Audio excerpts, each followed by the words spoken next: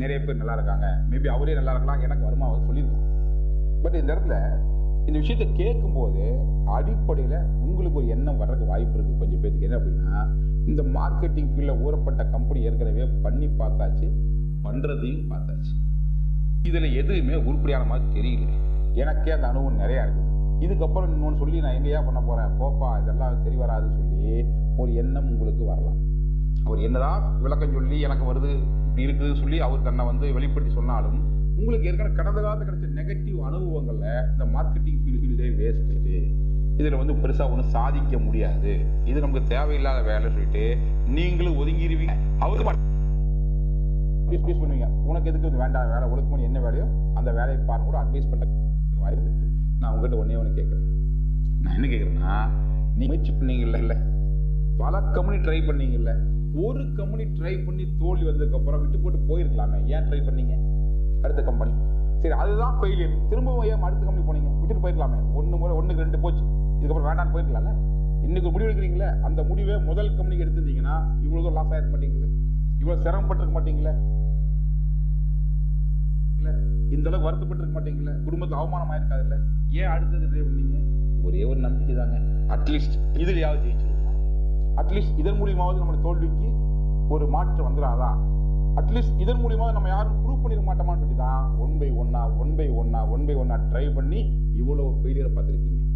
நான் திரும்பவும் சொல்கிறேன், இவ்வளோ டைம் தோத்தீங்கல்ல, எதுக்காக தோத்தீங்க? ஒரு முறை ஜெயிப்ப நம்பிக்கை தானே. அந்த ஒரு முறை ஜெயிக்கிறதுக்கு வாய்ப்பு வந்தபோது இன்னைக்கு நீங்கள் களமிறங்க தயங்குறீங்களே, இது எந்த விதத்தில் நியாயம்? தோல்விகள் தோல்வதற்காக அல்ல, மீண்டும் துளிப்பதற்காக. ஸோ இங்கே எந்த ரிஸ்க்குமே இல்லை. ரிஸ்க் எடுத்துக்க பண்ணி பார்த்துட்டீங்களா? இங்கே ஒரு ரிஸ்க்கும் இல்லாமல், ஒரு பைசா முதல் இல்லாமல் ஒரு ஓயமாக சேர்ந்து உங்களுக்கு வேணுங்க பொருளை வேணுங்க போது வாங்கிட்டு இதை டெவலப் பண்ணுறது மூலியமாகவே இங்கே லட்சங்கள் கோடிகள் சம்பாதிக்க முடியும்னா செஞ்சு தான் பார்ப்போமே, ஏன் வேடிக்கை பார்க்கணும், விளையாண்டு பார்க்கலாமே. ஸோ ஒரு அற்புதமான வாய்ப்பும் கையில் கிடைச்சிருக்குது. ஸோ நீங்கள் கடந்த கால தோல்விகளை மனசை வச்சுக்கிட்டு இங்கே முயற்சிக்கு தவறாதீங்க. ஏன்னா 1000 முறை எடிசன் தான் அதுக்கப்புறம் தான் பல்ப் கொடுத்தார். அந்த கடைசி அவரோட முடிவு என்ன?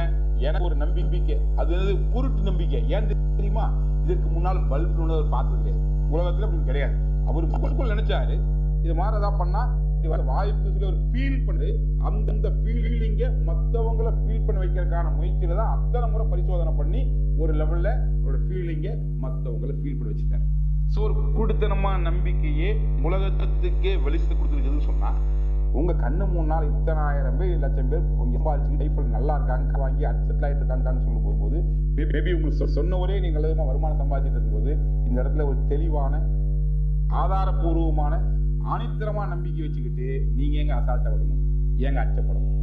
வாங்க, மைவித்திரு அற்ப வாய்ப்பு கை கொடுத்துருக்குது. ஸோ நீங்க மார்க்கெட்டரா இருந்தீங்கன்னா, இதை முழுசா சரி பண்ணீங்கன்னா நீங்க சொல்லுவீங்க, இந்த மாதிரி வாய்ப்பு ஒரு 10 வருஷமா கிடைச்சிருந்ததுன்னா என் லெவலே வேற. அதனால இன்னைக்கு கிடைச்சிருச்சு இல்ல, அந்த விஷயம் இப்ப செய்யுங்க. இத்தனை அனுபவம் கூட இருக்குல்ல, அந்த அனுபவத்தை போல பிசினஸ்ல கரெக்டா வெளிப்படுத்துங்க, பயன்படுத்துறதுங்க. அதன் மூலியமா மற்றவங்களோட வேகமா அச்சீவ் பண்ணுங்க. மொத்தத்துல வாய்ப்பு கிடைச்சிருச்சு, இதை பயன்படுத்துறதுக்கு என்ன பண்ணலாம்னு யோசிச்சீங்கன்னா பெருசா ஜெயிச்சிடலாங்க. பயன்படுத்தலாமா வேண்டாமான்னு யோசிச்சீங்கன்னா நல்லா யோசிச்சு பொறுமையா வாங்க. என்னைக்கு வந்தாலும் நிறுவனம் உங்களுக்கு வரவேற்கிறது தயாராகுது. ஆனா மொத்தத்துல வராம மட்டும் போயிடாதீங்க. ஏன்னா அதை பயன்படுத்தாம விட்டீங்கன்னா கண்டிப்பா ஒரு நாளைக்கு வந்து நீங்க ஃபீல் பண்ணுவீங்க. ஸோ அப்படி ஒரு ஃபீலிங் உங்களுக்கு வரக்கூடாது. உங்களுடைய கடந்த கால தோல்விகளுக்கு, கடந்த கால ரணங்களுக்கு ஒரு அற்புதமா மருந்து தர்ற ஒரு மிகச்சிறந்த ஒரு அற்புதமான வாய்ப்பு தான் மைவித்திரி வாய்ப்பு. அதை செஞ்சு பார்த்தா புரிஞ்சுக்குவீங்க. நானும் ஆசைப்படுறேன், செஞ்சு பார்த்து புரிஞ்சுக்குங்க.